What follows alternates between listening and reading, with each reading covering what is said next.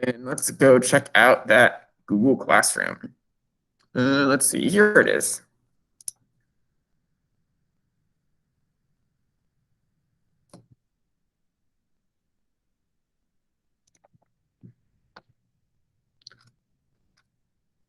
All right, so we are coming up to the end of week 3. So we're going to be talking about electron shells and reactivity.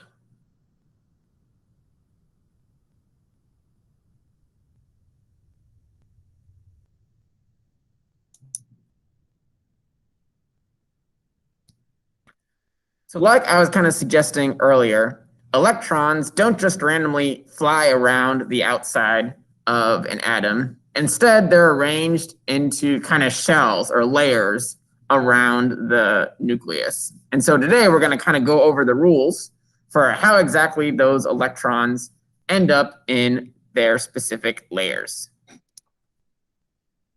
So we've talked about electrons already.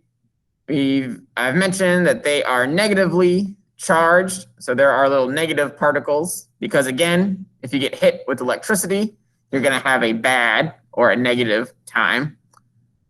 And then electrons aren't inside the nucleus, so we've got our protons and our neutrons that are all clumped up together inside the nucleus here. But our electrons don't go there. They go around the outside of the nucleus, around kind of the outside edge of the atom. And they do not just float randomly around the atom. Instead, they're organized into something that they're sometimes called orbitals, but oftentimes, and in these notes, we're just going to refer to them as electron shells. So the major thing to remember about our electron shells is that each shell can only hold a certain number of electrons. So you can kind of think of the shells as layers of like an onion, right? Or like the wrapping paper around the present that is our nucleus. So they come in multiple layers. And so the innermost shell, the one that's closest to the nucleus, like these little shells right here, is called the first shell. And then the next shell outside of that is our second shell. And the next shell outside of that is our third shell. There are lots of shells. I think there can be up to 7 or 8 shells. We're only going to focus on the first 3. So those first 3 shells surrounding the nucleus. Again, the one closest to the middle of the atom, closest to the nucleus, is the first shell. And then the second shell comes after that. And the third shell comes after that. So the way we figure out where the electrons go on these shells is we look at how many electrons the atom has and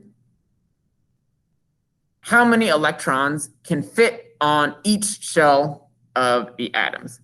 Like I said before, there are rules that cannot be broken about how many electrons can fit on a shell. So our first shell around our nucleus, it's the smallest shell, and it can hold the least number of electrons. So this first shell down here can only fit 2 electrons on it. So really, really, really small atoms, like hydrogen right here, and helium right here, that you guys had that homework assignment about yesterday, they only have this first shell because hydrogen has 1 electron and helium has 2 electrons. So the first shell can fit 2 electrons. Helium has 2 electrons on its first shell. So helium has a nice full outer shell of electrons. It's just got the first shell and it's got 2 electrons on it. What if we go one more atom up on the periodic table and find lithium there? So Li stands for lithium. And lithium has 3 electrons on it. So lithium can fit 1, 2 electrons on the first shell, but then, we have 1 more left over. That electron will go on the second shell. So the second shell and the third shell of an atom can each fit a total of 8 electrons. So we have 2, 8, and 8 in terms of our electron numbers. 2 can fit on the first shell, 8 can fit on the second shell, and 8 can fit on the third shell. So lithium has 3 electrons. So 2 of its electrons go on the first shell, but then that one is all full. And so the third one has to go on the second shell. The other rule when it comes to putting electrons in their shells is that you always start with the first shell. When that gets filled up, you move and start putting electrons on the second shell. And then when that one gets filled up, you move out again and start putting electrons on the third shell. So for example, carbon over here, we've talked about carbon before. It has an atomic number of 6. So carbon has 6 protons and, more importantly for us today, 6 electrons. So we can put 1, 2 electrons on the first shell, but now, the first shell's full. We need to move out to the second shell. We had 6 electrons.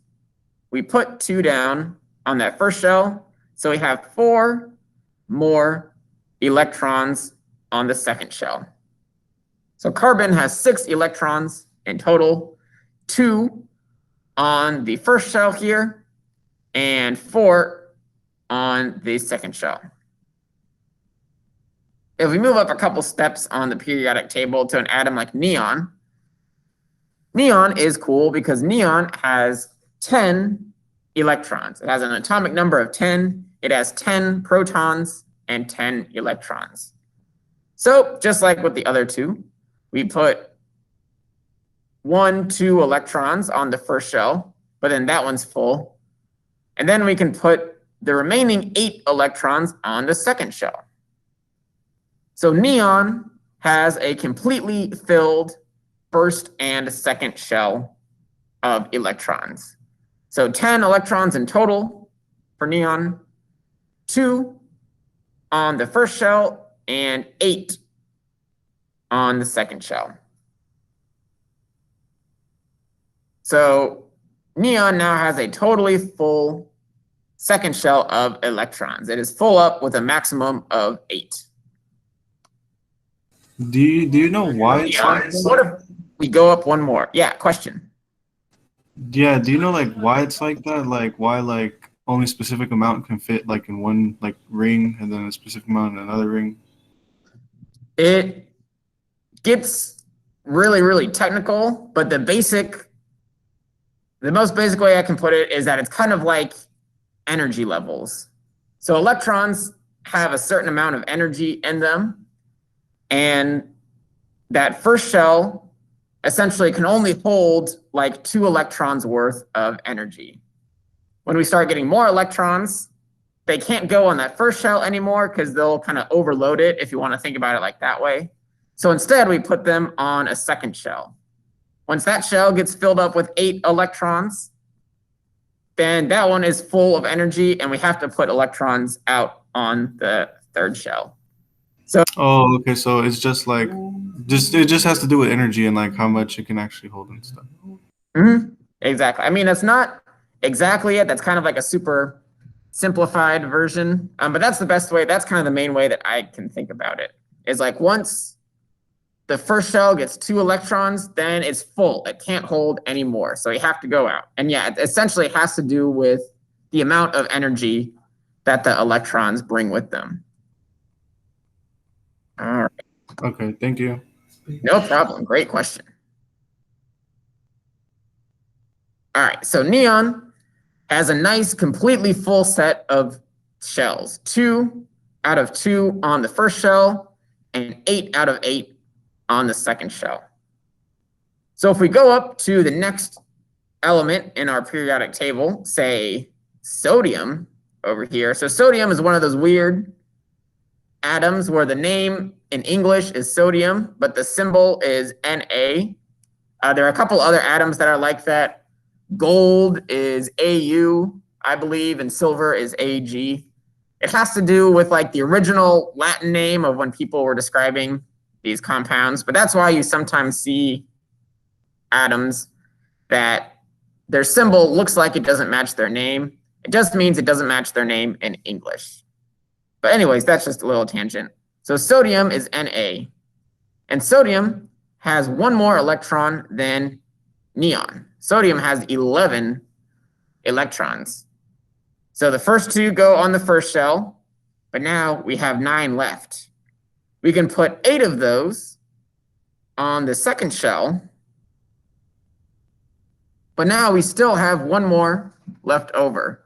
So where is that last electron going to go? Out on the third shell, out here. So we filled up the first shell, we filled up the second shell, but we still had 1 more electron left over, so it goes on the third shell. Similar thing with silicon right here. Silicon has 14 electrons. So there's 2 that can fit on the first shell. We still have more to go, so we can put 8 down on the second shell. We still have more to go. 4 more to be precise. So those last 4 we can put down on the third shell out here. So we start on the first shell. When that gets full, we move to the second shell. When that gets full, we move to the third shell. So argon over here is kind of similar to neon, just with 1 more full shell. So argon has 18 electrons. So that means argon gets a completely full first shell with 2. Argon gets a completely full second shell of 8. So that's 10 so far. We have 8 left over, so all of the 8 leftovers can go on our third shell right here.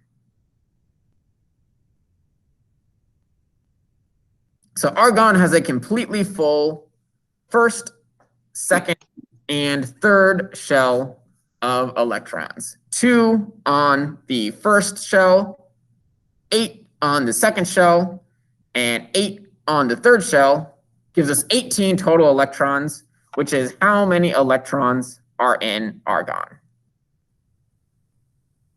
So that is sort of the basic idea behind how these electron shells work. Again, the electrons aren't just randomly floating around wherever around the atom. Instead, they happen at sort of these different layers, with a maximum of 2 on our first shell, a maximum of 8 on the second shell, and a maximum of 8 on the third shell as well. So as you add electrons onto the atom, as you figure out where the electrons are going to go, you start off by filling in the first shell. If that one gets full, you move on to the second shell. If the second shell gets filled up with 8 electrons and you still have more left over, you move on to filling up the third shell.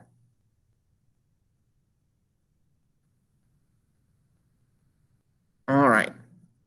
I'm going to do some more examples of these to kind of show you guys how it works. But so far, does anybody have any questions? Anything with the electron shells that you're still a little confused about?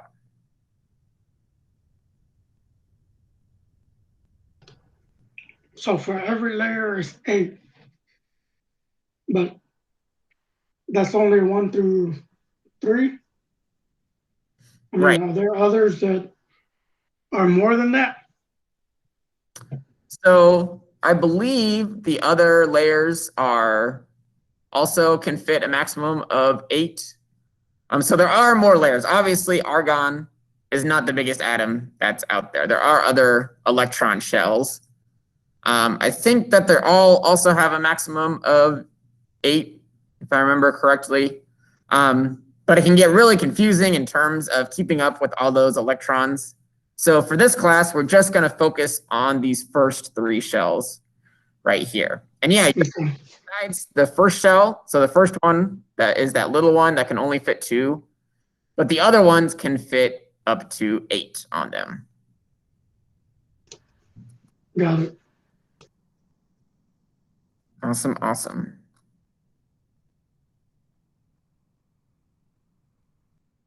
All right, let me do some more examples here, then we'll see if anybody has any more questions. So some other common elements that you might see out there are things like nitrogen. So nitrogen makes up a lot of our atmosphere, and a lot of the different parts of our body have some part of nitrogen in them.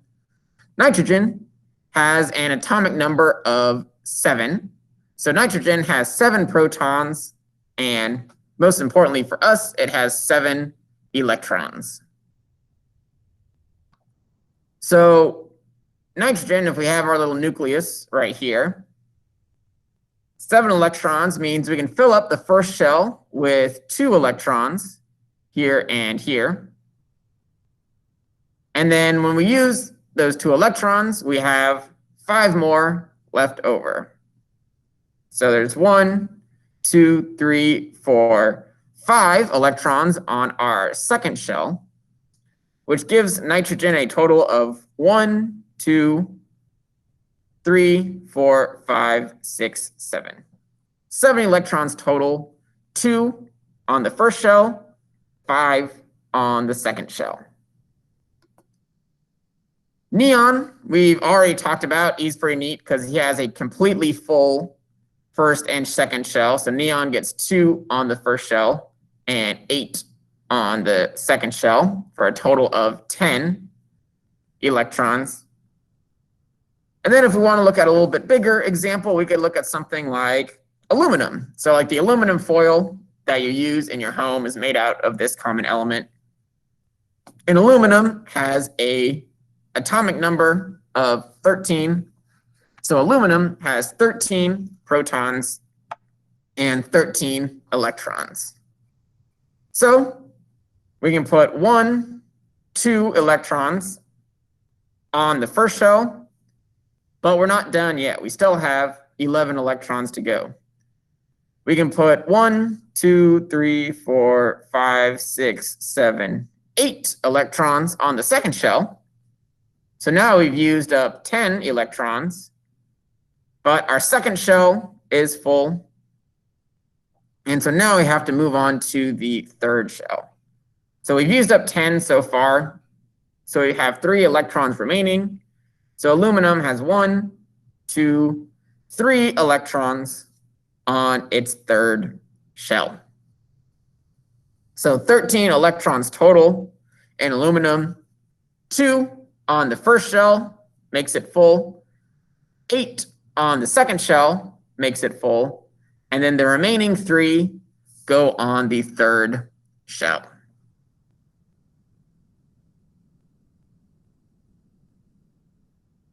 So that is the basics of how we figure out how many electrons go on which shell of an atom.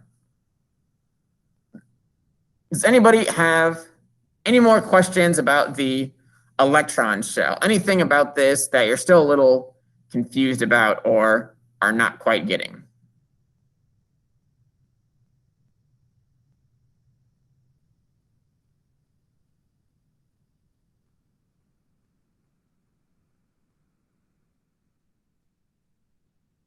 This is what the daily assignment, the homework is for today, is something very similar to this. And we'll go over it a little bit at the end of class today. But if there's anything about these electron shells that you're still a little confused about, now is the time to ask.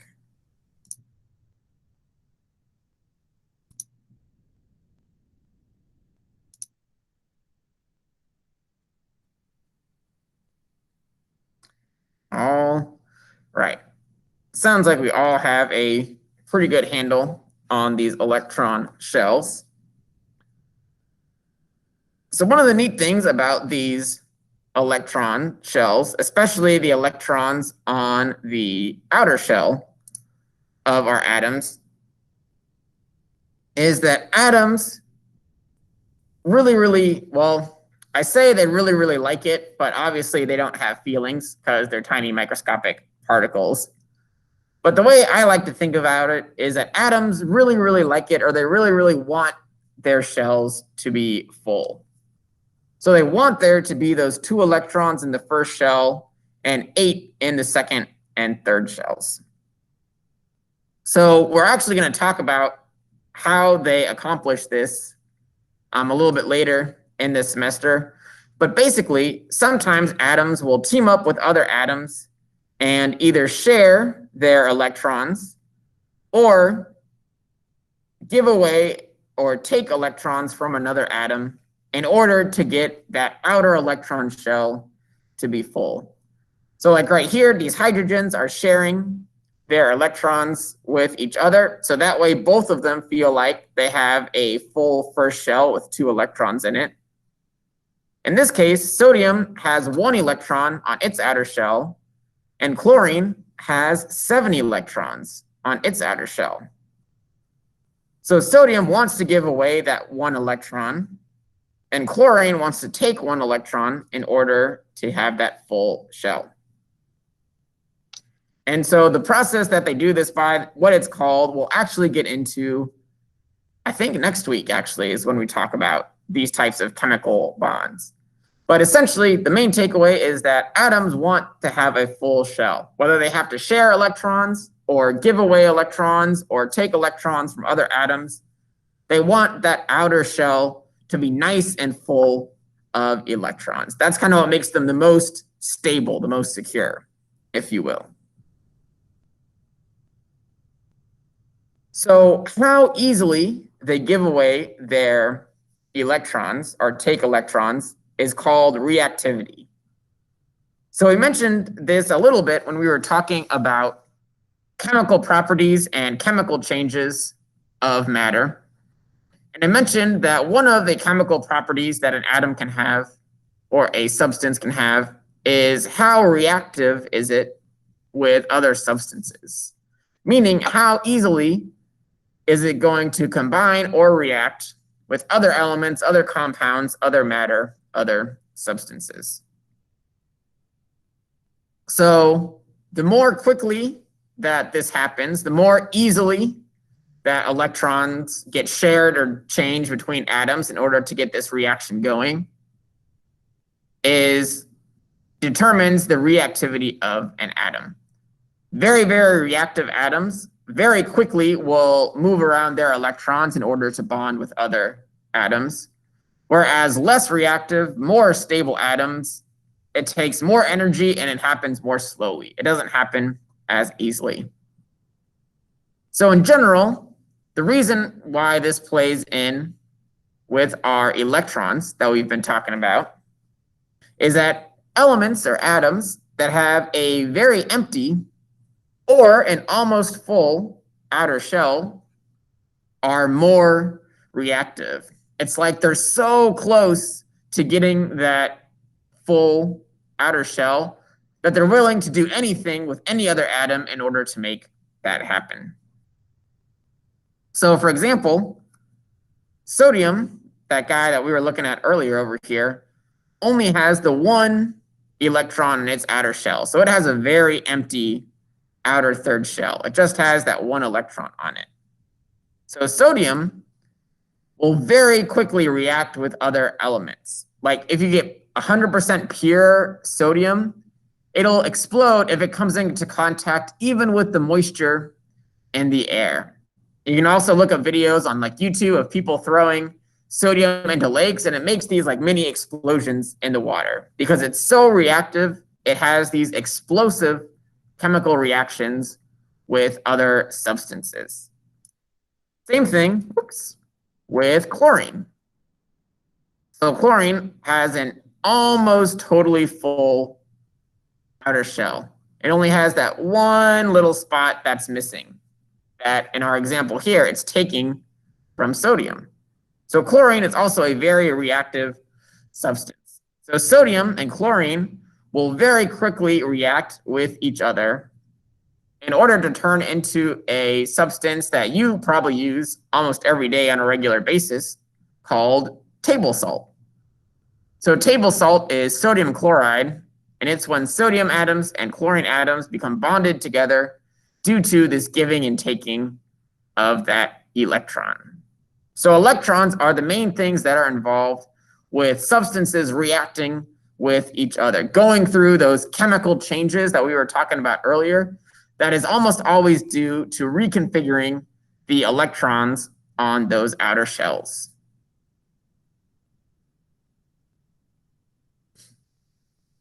So in general, on our periodic table, the columns that the elements are in, so our up and down columns here, are called families or groups. And these columns contain atoms that are similar to each other in terms of some of their chemical properties. Those chemical properties include things like reactivity. So like these guys over here is this group 1. So this is like sodium and potassium and lithium. These guys are very reactive atoms, and they'll react violently in the presence of things like water. They only have one electron on their outer shell, all in this row or column. This group over here has gases in it that are super non-reactive. So you may remember we talked about neon, which has a full second shell of electrons, and argon, which has a full third shell of electrons. So these guys have completely full electron shells. So they are like kind of fat and happy. They don't want to react with the other atoms in this periodic table. They just want to do their own thing and be left alone. So these guys are very, very non-reactive. That's one of their chemical properties. They have very, very low reactivity. So this reactivity, how quickly elements will react to each other, all depends on those electrons in that outer shell. Whatever the outer shell is, how many electrons there are will help determine how reactive that atom is.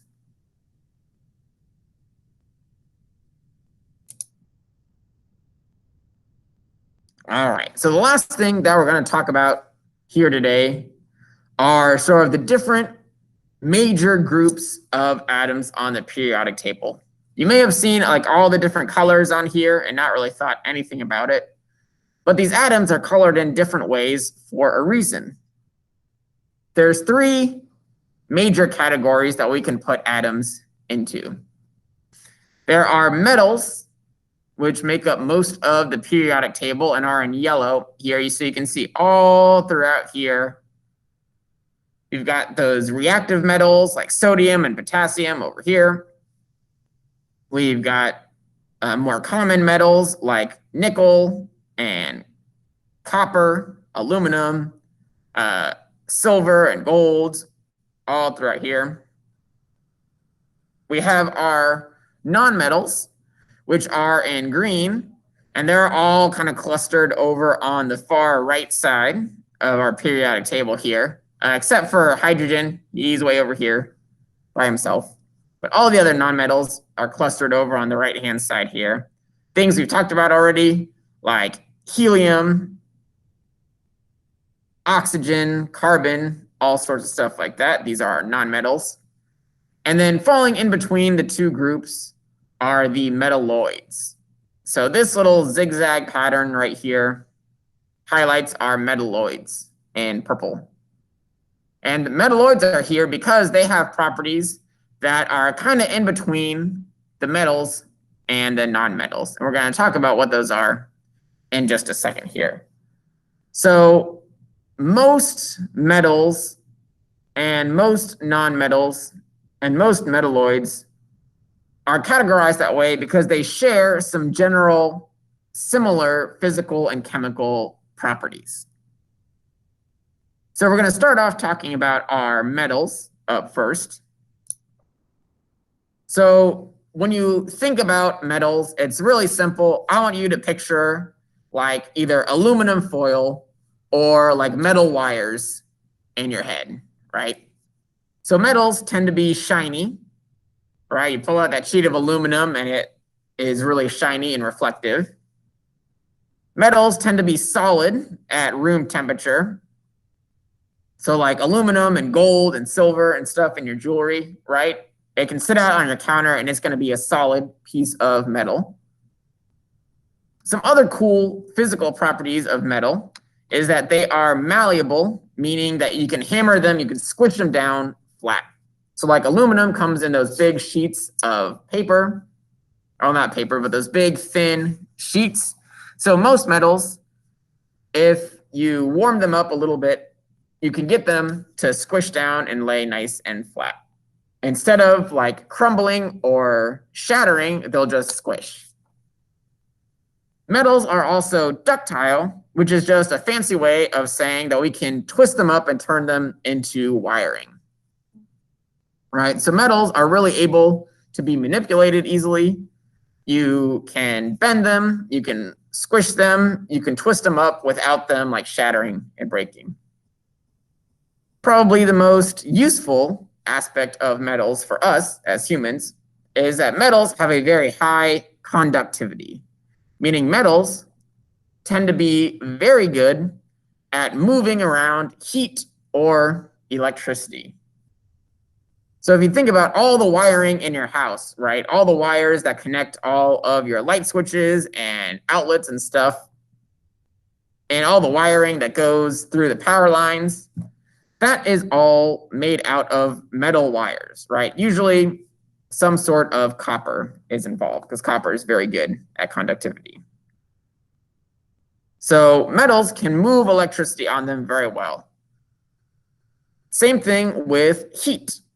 So the reason why all of your cookware is probably some version of metal is because when you heat up the bottom of that pan, the whole pan will get hot, right? Not just the part that's on the burner, but the whole pan will get hot. And if you have one of those pans like a cast iron where the handle is part of the pan, you have to be wary of, after a little bit, touching the handle as well, right? Because even though the handle's over here and the flame's right here, as the whole pan heats up, the handle heats up as well because it is metal. And so metals move heat around very nicely, very evenly.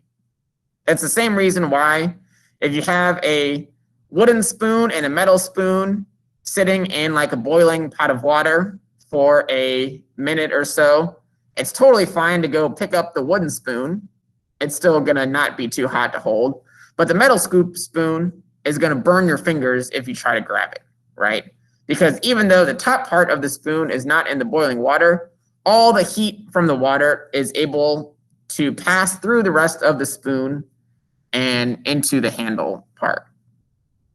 So metals are very good at conducting heat and electricity. If one part of the metal gets hot or if one part of the metal touches electricity, the other part will be able to heat up or get electricity passing through it very, very quickly and very easily.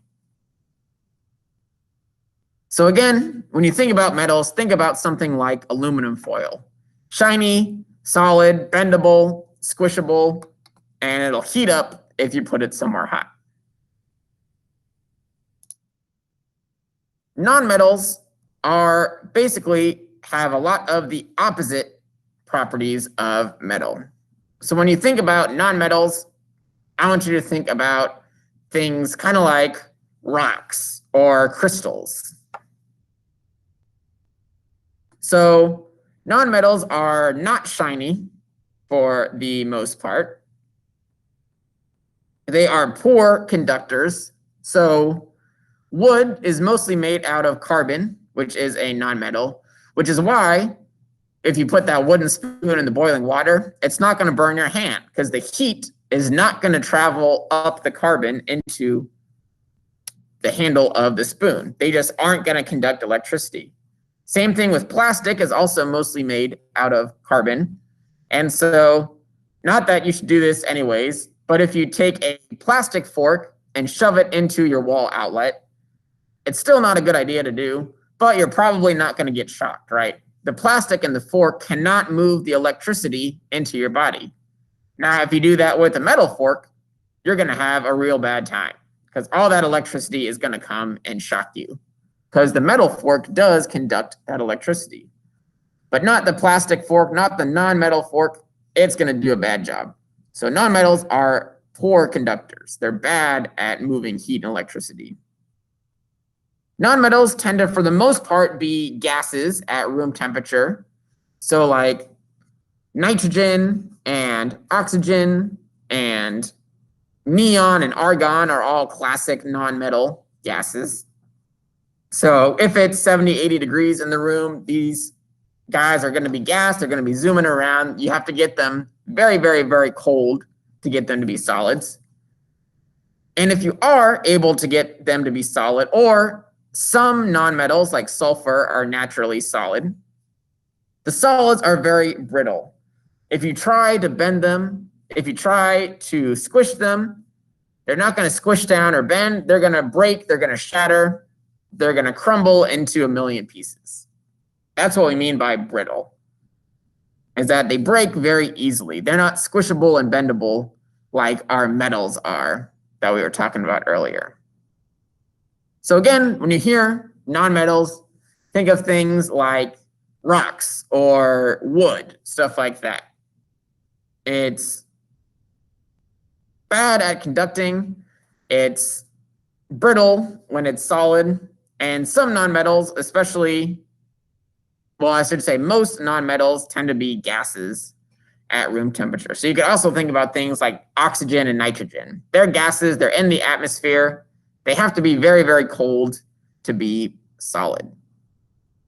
So that's nonmetals. Basically, whatever metals have, nonmetals have the opposite of that property. So we've got our metals on one side.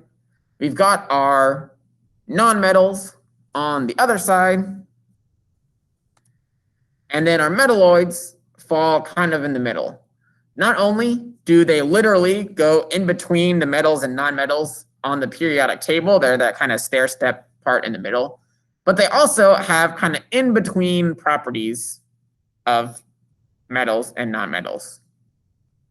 So metalloids tend to be solid at room temperature, like metals are, but they tend to be brittle and hard like nonmetals. So they tend to be more prone to shattering or crumbling than bending and squishing.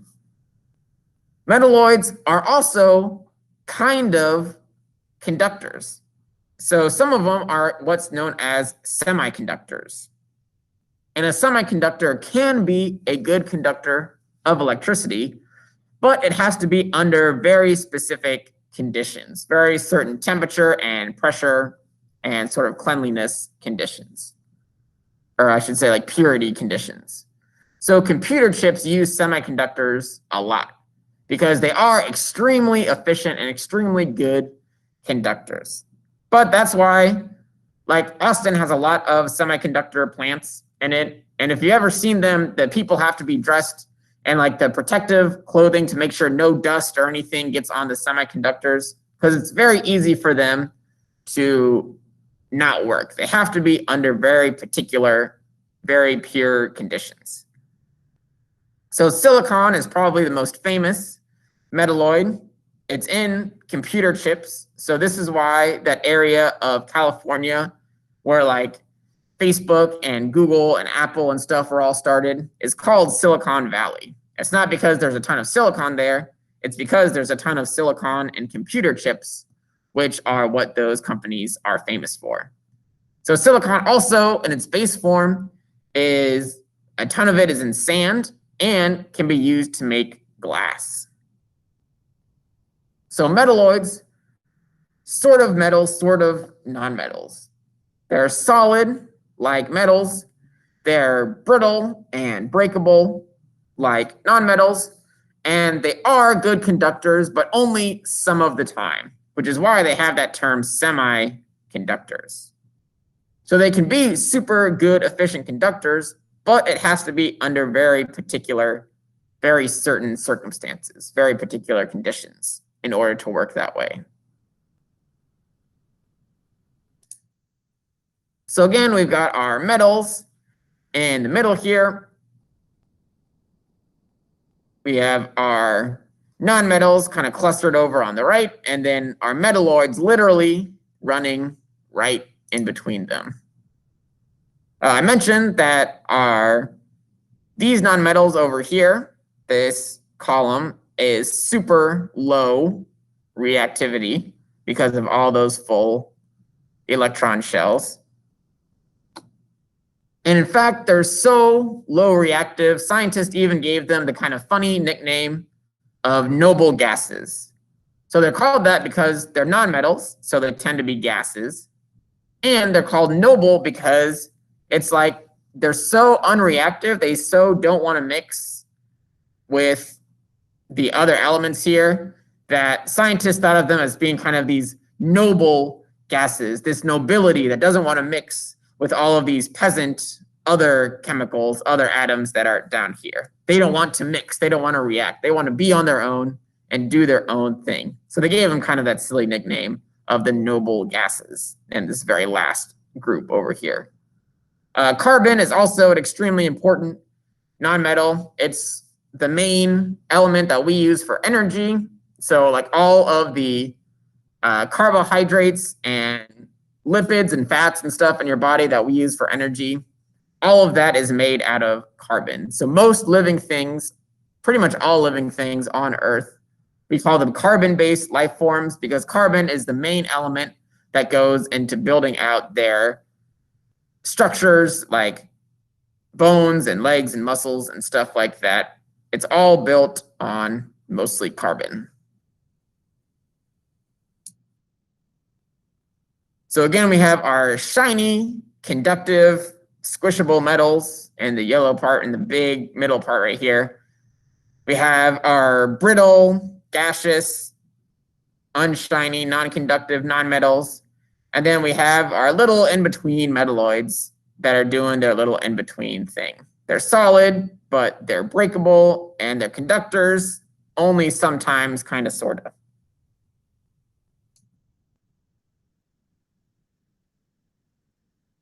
All right. Does anybody have any questions about our metals versus nonmetals versus metalloids?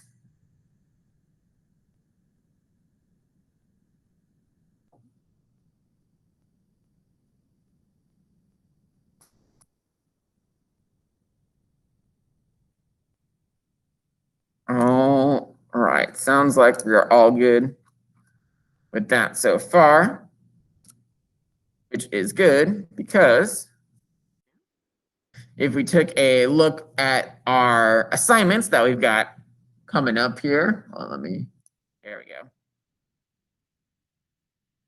So like I was saying earlier, today's assignment is focused on these electron shells that we were talking about. Specifically, I give you the element oxygen right here. So oxygen has an atomic number of 8 and an atomic mass of about 16. So for the first 3 parts, I want you to do exactly what you've been doing the last couple days. I want you to tell me how many protons, how many neutrons, and how many electrons does oxygen have. But this electron number is going to be important because I then want you to tell me about the electrons on oxygen's electron shells. So how many electrons go on the first shell of oxygen? And then if oxygen needs a second electron shell, how many electrons are going to be on that shell? And then finally, if oxygen needs a third electron shell, how many electrons will go on that shell? So again, remember, figure out how many electrons that oxygen has. The first 2 electrons go on the first shell. You then move on to the second shell. If you fill up that second shell of 8 electrons, then you move on to the third shell. and fill in from there. So that is our assignment for today. A little bit of something old with the protons, neutrons, electrons, and then a little bit of something new with our electron shells.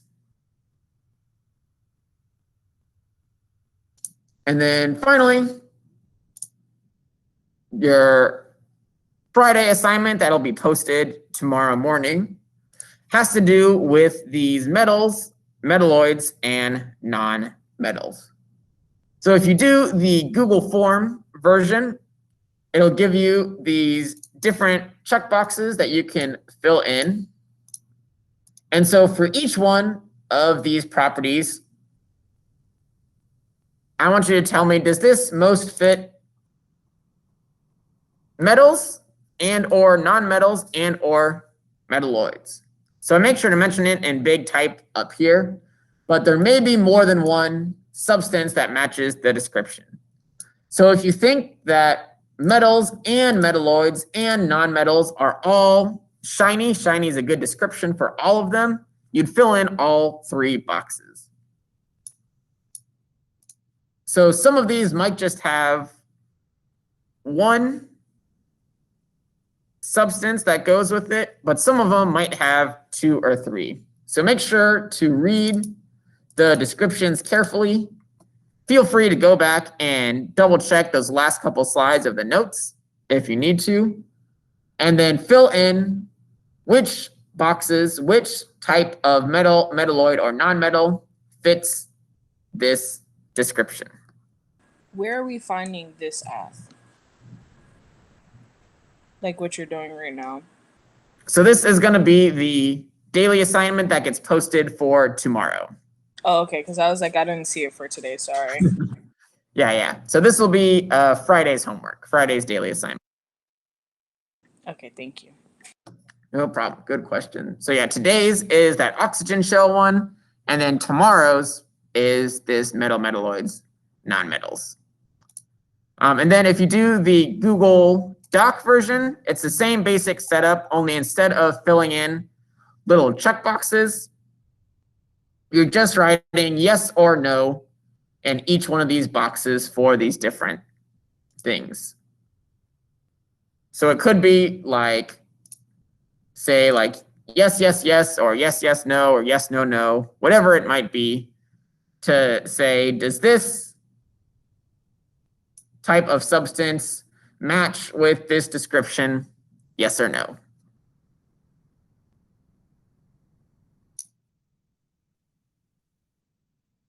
All right, does anybody have any questions about today's assignment with the electron shells, tomorrow's assignment with the metals, metalloids, and non-metals, or any of the notes that we have talked about so far today? Anything that you want me to clarify a little bit here today?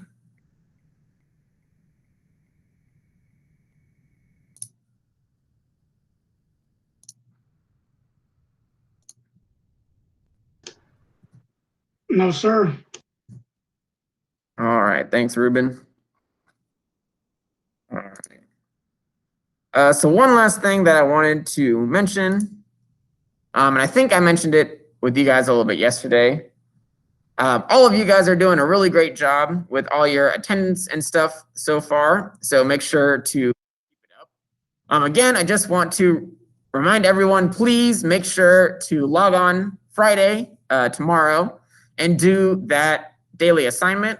The Norwood Day teachers have noticed a little bit of like a dip in the attendance on Fridays when students are supposed to be doing those daily assignments, but are either not doing them or forgetting to do them or something like that. So I always try to post an announcement in the Google Classroom in like the afternoon on each day that we don't meet, reminding people to do that daily assignment. But please make sure to be logging on and doing those, especially on Friday, but for any day that we don't have class, so that you can make sure that you are counted as present for the day. You can always, if you want to, you can go on Skyward and check and see what your attendance and absences and stuff look like. I, in fact, had a couple students email me recently about some mistakes that I had made counting attendance. I had accidentally marked them absent on a day when they were actually present. And so I encourage you to log on to your Skyward and keep an eye on that stuff. I do my best to make sure that the attendance gets logged correctly. And for the most part, the system that I have seems to work pretty well. But I am human. Occasionally I make a mistake and write somebody's name down, but forget to put it on Skyward. So feel free to shoot me an email or a text and let me know if you ever see something in your attendance that doesn't look quite right. I will always appreciate it and fix it if I can.